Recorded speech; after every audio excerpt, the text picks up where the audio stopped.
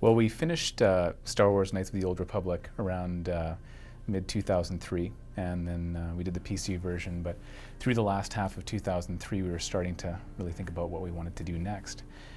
And in general, we wanted to take what we had done with Knights of the Old Republic, and which was a huge space adventure. You go to a lot of different planets, and it's in the Star Wars universe, so you've got just a good basis for adventure and combat and things like that.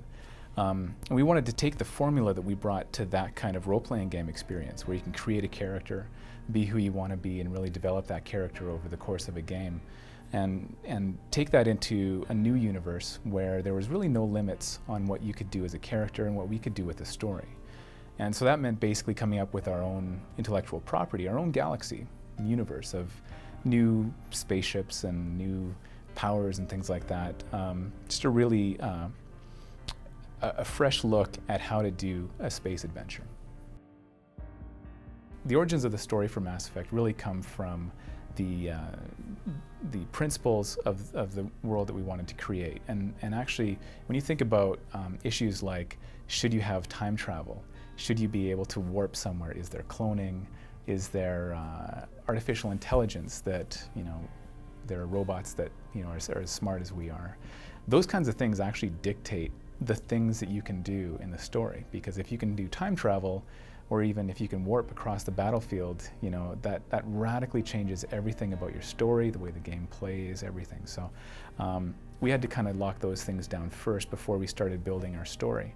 And then the story itself came from, again, the larger ideals of what kind of moments do you want to have and what do you want to be able to do. So we wanted the player to be able to have their own ship, just because that's a great way to feel empowered and be able to get around the galaxy. We also wanted it to be a ship that wasn't just a vehicle that you hopped into. We wanted it to feel kind of more important. And so it's an actual military vessel that has a crew, and as you do different things on missions and all across the game, your crew actually responds to you, and you can go up and talk to them. You can walk around inside the ship, and you can decide where you want to go. And so it's these kinds of things that kind of started contributing to what the basic structure of the story was. When we write something at BioWare, there's usually 3-4 writers on any given time working together on a project, maybe 6-7 writers across the whole life of the project. We also take input from all the other people on the project. The artists help you understand what the vision of the game is going to be. The programmers give you an understanding of what the gameplay is going to be. Your character artists show you the characters you're writing for. You see them coming to life. The animators make them real. And everybody has an understanding of what we want the final product to be. When we're designing characters, there's input from everywhere. Beginning with story, the writers are going to write. We need to know who's in the world and what they're doing, where everyone's going, what their motivation is. That's absolutely essential when it comes to character design. If you don't have a story, there's no point in drawing. They say a picture says 1,000 words, but yeah, it says way more than that. I've tried writing 1,000 words, and I usually end up scribbling notes on the side anyway, scribbling designs and drawings. To me, storytelling is the most important aspect. If you haven't told your story right, and you've ended up wasting the whole audience's time, really, it's about taking people to places they haven't been before. Well, one of the first steps we do is we usually start just looking through a lot of photographs, find stuff that is actually on Earth that is interesting, start painting concepts around there. We'll do a couple of planet ideas, maybe 5 to 15 to 20. Maybe do a rocky environment, maybe garbage planet, anything like that. I mean, just throw it out there. Let the writers start to look at some of these ideas. Let them pick and choose about ones they can really work with. One of the areas we did was Virmire, which was kind of based on some islands in Vietnam and Thailand. We really worked with that, with these kind of clean pads that kind of connected them all together you could walk through. Originally, the concept started out as this utopian a vacation world that was very clean. You'd want to go to. Eventually, it was turned into an evil base, but we had to do some adjustments on that one. To create an environment, we start with the concept that Derek Watts creates, and we work with the designers to rough in a block level of the set to make sure it fits the needs of all the design and story requirements for the area. So we build a lot of the stuff the same way we did in our past generation games. We still construct them in Studio Max.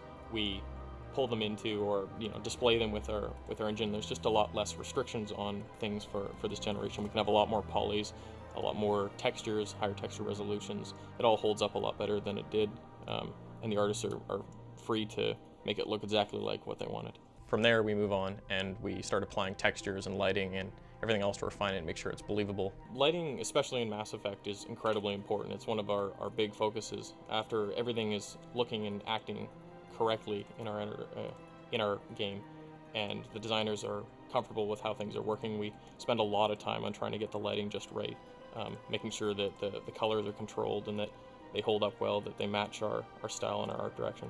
Mass Effect is actually structured in a way that allows us to, not only have, sequels that extend the main story in ways that we've actually planned out ahead of time, but it also has the basis for a larger galaxy outside the core story that's constantly expanding. So we do this through what we call uncharted worlds. And so in the game, you actually have a starship. You can go to the galaxy map in the center of the ship, and you can actually look at the galaxy, look down on it, look at all the different star clusters and kind of explore planets and asteroids and things. And then you can actually go to these places. We add creatures, we add things like bases or maybe lost satellites or something that you would want to, that whatever it is that you saw in orbit that beckoned you to come to and explore this place. And that's some sort of anomaly. You could be set up for an ambush by some other race in the game. There could be minerals there to explore and recover. And these are basically unclaimed planets, so there could be new creatures nowhere else in the game. Those are the sorts of things you'd encounter on an Uncharted world. If you were actually able to have your ideal adventure in space, what would you want to do? Have your own starship, have some kind of superhuman abilities, be put in a position where you as a character are somehow empowered, even beyond where you can grow in a normal RPG, but even that your starting point puts you in a position where the kinds of things you're dealing with are really epic.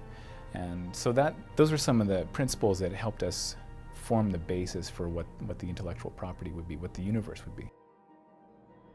We get the concept artist started quite early on characters. We give them a rough idea of what we want, some people to try and think of, medics, marines, armors, ambient characters. So Matt Rhodes did these. These were some sketches he did to get an early idea of what we wanted. It's a futuristic look, but still clean and stylish. He'll look through fashion magazines and so on. We kind of wanted to get these arcs in there on the clothing. He was playing around a bit with that. The clothing is quite tight. These are maybe some ideas of formal wear for the humans. This is a quick early drawing of maybe what an Asari head looks like. Character design for Mass Effect was great. It really was wish fulfillment in that we were able to design a whole, plethora, for lack of a better word, of just new aliens, new species that we could really just play at and have our own fun with. There were the humans. And the idea behind designing the human race in this game was that it wasn't that far in the future, far enough that it was something new, but not so far that it was unrecognizable, that it was alien to us. Having the chance to design new aliens in particular, there were aliens like the Salarians, for example.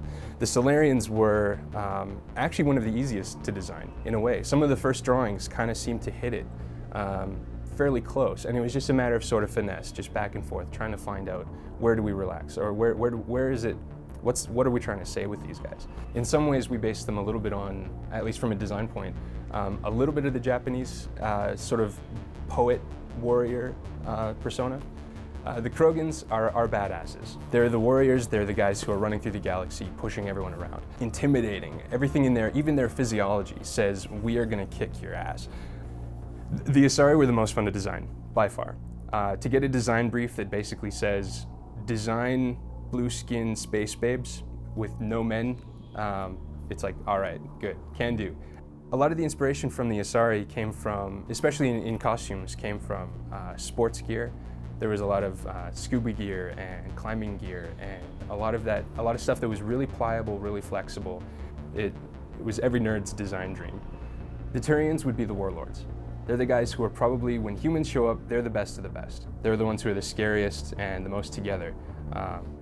Like a mix between the Krogan and Salarian in a way, but just pointier. The design of the Geth was probably one of the longest character designs that we dealt with. He was on the table the longest. It started out not even as a machine very early on. They weren't a machine race, and this was before a story sort of, was written about them. But there was one sketch in particular that ended up that people latched onto.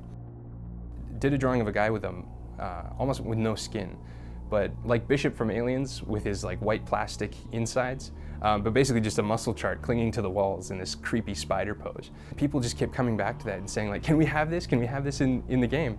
And slowly but surely, as time went along, we thought, well, this living creature Geth isn't really working out that well. Or maybe machines, that might actually serve a bit better. And that's when the design process really started going. The original design for the Geth was based kind of on a human, the white plastic muscle one. But eventually we started to twist him and push around and try to get a few more of those alien features, some of that stuff that really sets you off and makes you really uncomfortable. So we got rid of the head, gave him the big sort of hood tube over his face, and it just gave him some of that anatomy that just makes you a little unsettling. But the one thing we knew we ended up having to keep was especially the musculature. Something that seems very much like he's been skinned and that he's not cozy at all. He's not enjoying his life. The Geth in particular were great to design. It was fun to design, but after the end of it, none of us wanted to see them again. Here I've just got a Geth Trooper that I'm working on. We're just basically setting up some level of detail meshes. You can also notice in here the green and blue is the character rig that the animators will use to pose the character. This guy is approximately 5 million polygons, and so there's a lot of surface detail, and you can see all the wrinkles and folds and anatomical elements and all the intricacies behind the modeling there that gets brought into the game and gives the models the great surface treatment, the way with the light, how it plays over the surface. In previous generations, we were looking at poly counts of maybe 1,000, 2,000 polygons for the heads. So there's a tremendous difference between what the Xbox 360 is capable of compared to the previous generation. One of the guys that actually wrote the story is our music map maker. Okay, so along with the levels and what's going on in the levels, we have a music map that will define changes in music as the story changes. Certain story moments are going to have very critical music that you'll only hear in that point in the story.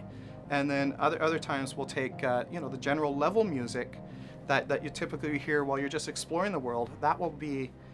It's going to be extended in a way that the music will sound different. Even if you decide to come back, the music will sound familiar, but it'll be different. Back in the days before we had all this digital technology, the guys only had tape. They had tape decks, and the only thing they could really do is a little bit of pitch here and there, manipulate the tape deck, slow it down, speed it up. And so they had to be really creative in how they actually recorded those sounds. So a lot of the things that somebody like Ben Burtt would do is he would go out in the field. I'm sure everybody's seen the videos of him tapping the tension wires to make the laser zap sounds. And the one thing that I found the most fascinating, the way that he got a lot of the ship sounds was he went to the Los Angeles freeway, pointed a vacuum cleaner tube at the freeway, stuck his mic in the vacuum cleaner tube, and then all of a sudden the sound got really focused, and it had this pitch to it because much like a flute, a vacuum cleaner tube, the pitch is defined by the length of the tube. So he was trying different pitches till he got the sound he wanted. And then once it's on tape, he could manipulate it and speed it up, slow it down, and that's how he got a lot of the ship sounds, just by getting freeway noises modified at the source. And so that's the type of thing we're trying to do, is go out and record our ambiences, but modify them at the source, so that when we're not doing a lot of digital post-processing, a lot of times it's all about happy accidents. You in your mind you'll say, okay, well, I think the sound will come out like this, but until you try it and it's like, wait a second, that's really neat, that's really unusual, that sound there, and then you can manipulate a little bit digitally and get it into the game. One thing that we found is that in the national parks, there's I don't know if people if they have them everywhere, but I know in our national parks in Alberta we have bear-proof garbage cans. Okay, so what they are is these garbage cans, the lid lifts up, and it's got a hinge on it, and then there's a little latch that locks so that bears can't get in and steal the garbage. And so those are everywhere in our national parks. And basically, but those garbage cans are quite big, and they've got these big, rackety, rusty hinges because they're outside all the time. And so we found this one that we were just goofing around, stuck microphones in it. We're, you know, lifting the lid, and it's making all these groaning and moaning noises. And then after we you know, we're just like, oh, whatever, it sounds okay. And then we bring it back. We pitched it down about an octave, added a little bit of reverb to it, and all of a sudden, wait a sec, that sounds like the inside of some, you know, alien vessel, and it's just all these groaning and moanings and stuff. And actually, what that turned into be is actually going to be the Sovereign sound. So it's the, you know, that's probably, I would say, the single most defining sound is that one particular sound. It's in the trailers, so I mean, it's been floating around a bit, but that is the sound of Sovereign, and what it is just a garbage can lid. Here we go. So we got the before and after. So basically, the before was just, well, it's just this. It's, you know, a garbage can lid being manipulated.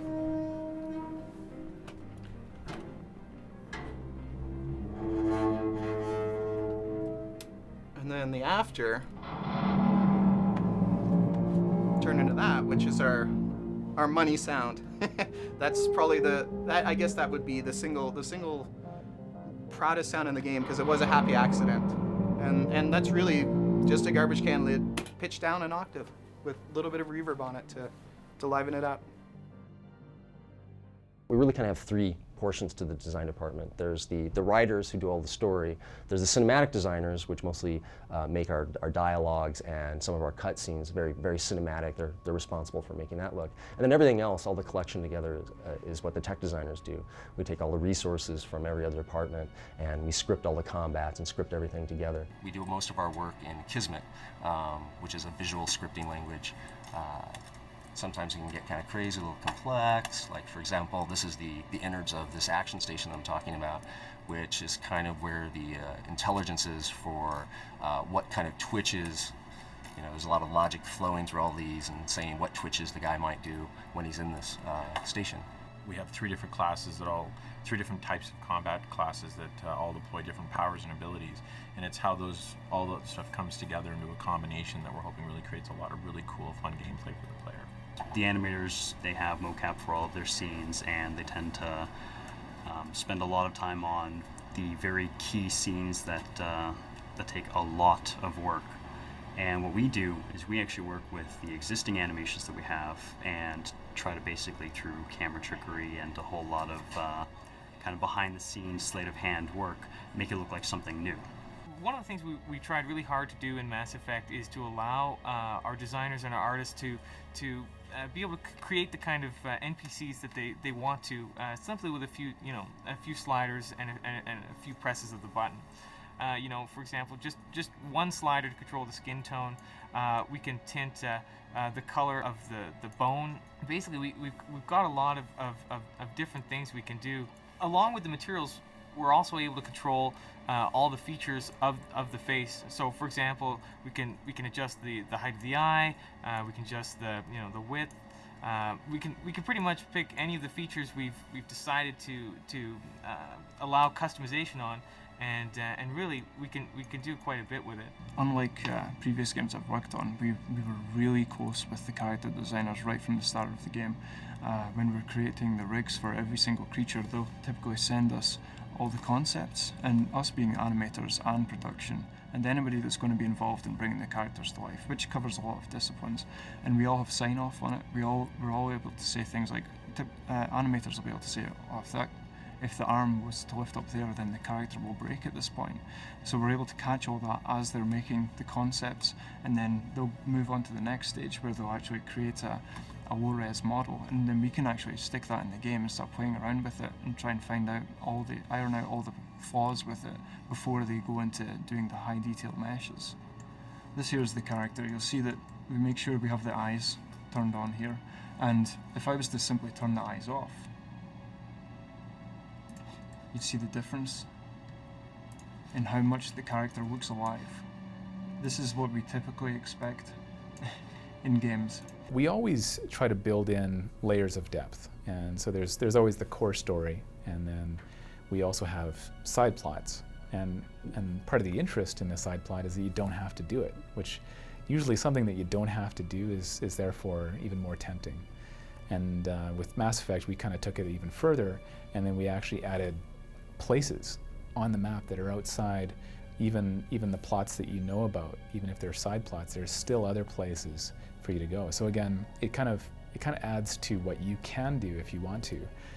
But even if you choose not to do the additional side plots or go and explore the extra worlds and asteroids and things that are out there in the galaxy, it actually just makes the main story more interesting, because you know that main story is set inside a larger galaxy. So just the fact that you can go past something and say, no, I'm not going to go there. I am going to stick to the main story.